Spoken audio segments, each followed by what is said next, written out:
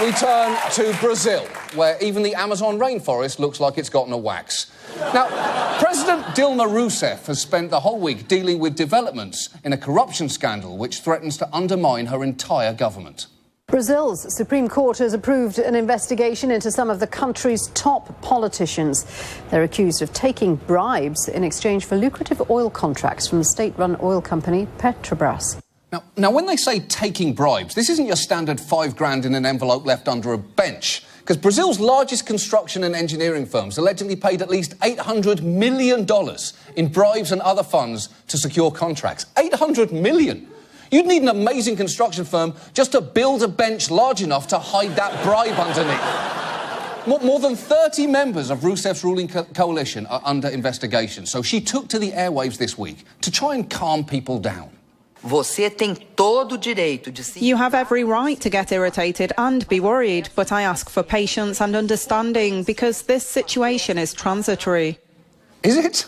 How is it transitory? Because unless you're about to flash the entire country with one of those memory-erasing sticks from Men in Black, I don't think people are going to forget about this.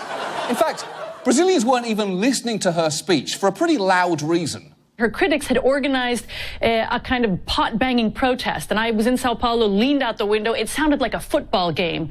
People were banging their pots, honking their horns. Fora! That's actually a real form of protest called panelazo, which has been in South America for years and off-Broadway for decades. It's so entrenched, it's even taken place on the floor of Brazil's legislature. Do bom senso do povo brasileiro. Minha homenagem ao povo brasileiro. Now, I love everything about that, but the best detail there is the sign language interpreter.